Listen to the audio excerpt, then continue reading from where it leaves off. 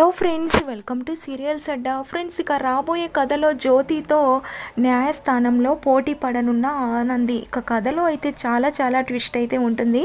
Please friends, నచ్చితే తప్పకుండా like చేయండి. ఇక కథలో పద్మమ్మ ఆనందిని దగ్గరుండి అలా జాగ్రత్తగా చూసుకుంటూ ఉండడంతో ఆనంది నాయన కూడా వచ్చుంటే బాగుండేది కదమ్మా అని అంటుంది. ఇక పద్మమ్మ, ఎలా వస్తాడు బిడ్డ, అయినా నువ్వు కూడా అలా నోటీసు పంపించడం బాలేదు కదా అని అంటుంది. దాంతో ఆనంది, నిజానికి చెప్పాలంటే అసలు ఆ సైన్ నాకు తెలియకుండానే మా అత్తయ్య గారు నా చేత పెట్టించుకున్నారమ్మా. సీను ఫోన్ చేస్తే కానీ తెలీదు నాకు ఇలా నోటీస్ వెళ్ళిందని అని చెప్తుంది.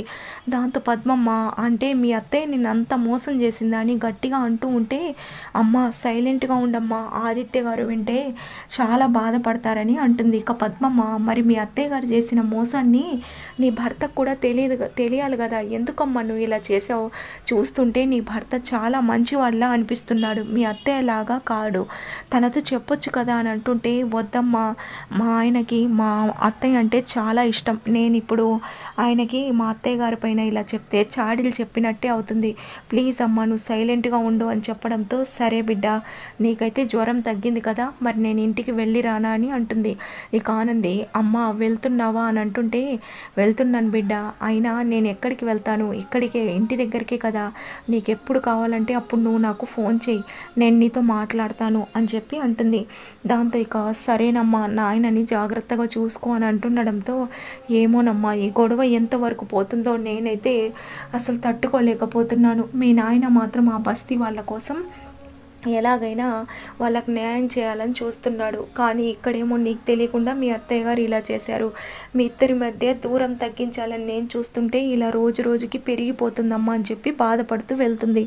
ఇక ఆనంది కూడా, ఏంది స్వామి ఇలా జరిగింది, మా నాయనకు నేను ఎప్పుడు దగ్గర కావాలని బాధపడుతూ ఉంటుంది.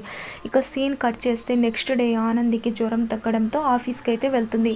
ఇక సునంద వాళ్ళ ఆఫీస్కి వెళ్ళేసరికి వాళ్ళకైతే ఒక నోటీస్ వచ్చి ఉంటుంది.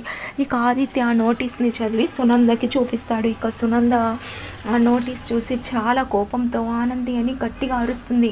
ఇక ఆనంది, ఏంటి అత్తయ్య గారని వస్తుంది. దాంతో, చూసావా మీ జ్యోతమ్మ మనకి నోటీస్ పంపించింది, అంటే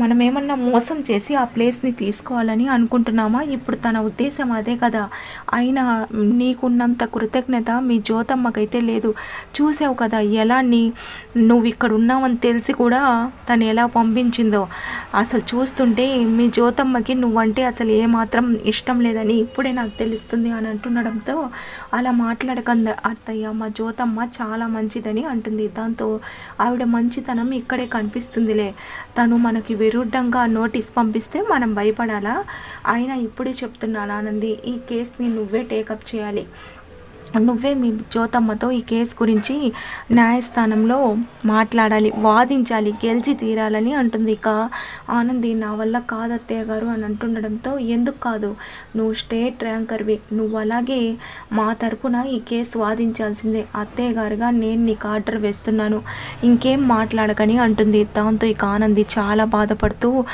ఏంటిది ఇలా జరిగింది, ఇప్పుడు నేను మా జ్యోతమ్మకి ఎగెనిస్ట్గా కేసు వాదించాలా, నేను కూడా బస్తీ వాళ్ళకి ఆ ప్లేస్ దక్కాలని కోరుకుంటున్నాను, ఇప్పుడు అత్తయ్య గారేమో ఇలా మాట్లాడుతున్నారు, ఇప్పుడు నన్ను ఏం చేయమంటావు జ్యోతమ్మ, నువ్వే చెప్పావు కదా మనం న్యాయపరంగా స్థానంలో మనకి ఎదురుగా ఉన్నది ఎవరైనా న్యాయం కోసం పోరాడాలని, అలాగే ఇప్పుడు ఇంట్లో వాళ్ళ మాటకు కూడా విలువ ఇవ్వాలని, ఇప్పుడు మా అత్తయ్య గారి మాటకి విలువిచ్చి నేను నీతో పోటీ పడాలా, ఏం చేయాలి జ్యోతమ్మ, నాకైతే ఏం అర్థం కావడం లేదని బాధపడుతూ ఇక ఇంటికి వచ్చాక జ్యోతికి అయితే కాల్ చేస్తుంది.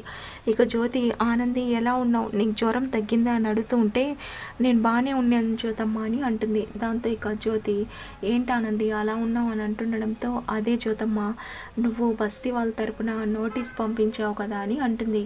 అవునానంది, ఆ బస్తీ వాళ్ళ బాధని, మీ నాన్న బాధని చూడలేకపోతున్నాను, 120 కుటుంబాలు వాళ్ళు అలా రోడ్డున పడితే నేను తట్టుకోలేను అని అంటుండడంతో ఇక ఆనంది సైలెంట్గా ఉంటుంది. దాంతో జ్యోతి, నేను అలా పంపించడంతో మీ అత్తయ్య గారు నిన్నేమన్నా అన్నారా అని అంటుంటే, మా అత్తయ్య గారు నీతో పోటీ పడి న్యాయస్థానంలో నీ ముందు వాదించమని, నీకు అగెనిస్ట్గా వాదించాలని నాకు కండిషన్ పెట్టారు జ్యోతమ్మ, ఇప్పుడు నన్ను ఏం చేయమంటావు అని అంటుండడంతో, ఇందులో ఆవిడ చెప్పింది తప్పేముంది, అయినా తన కోడలు ఎల్ఎల్బి స్టేట్ ర్యాంకర్. ఇప్పుడు నువ్వు నాతో పోటీ పడాల్సిన టైం వచ్చింది ఆనంది. నేను చెప్పాను కదా, న్యాయస్థానంలో ఎవరెవరికి పోటీ పడుతుందో, ఎవరితో మనం వాదించాల్సి వస్తుందో తెలియదని.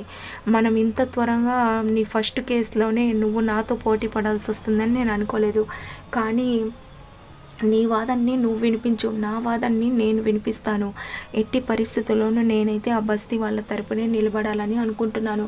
కానీ ఇది నీకేదో బాధ కలిగించాలని, మీ అత్తయ్య గారి చేత నిన్నేదో అనిపించాలని కాదు, న్యాయంగా నేను పోరాడుతున్నానని చెప్పి అంటుంది. దాంతో నువ్వు నాకు సంజయ్షి చెప్పాల్సినంత అవసరం ఎలాంటి దానివో నాకు తెలుసు. కానీ నా బాధ అంతా నువ్వు చేస్తున్న న్యాయ పోరాటానికి నేను నీకు ఎదురుగా నిలబడి ఎలా పోరాడాలనేది అని అంటుంటే, ఆనంది అదంతా ఏం ఆలోచించొద్దు.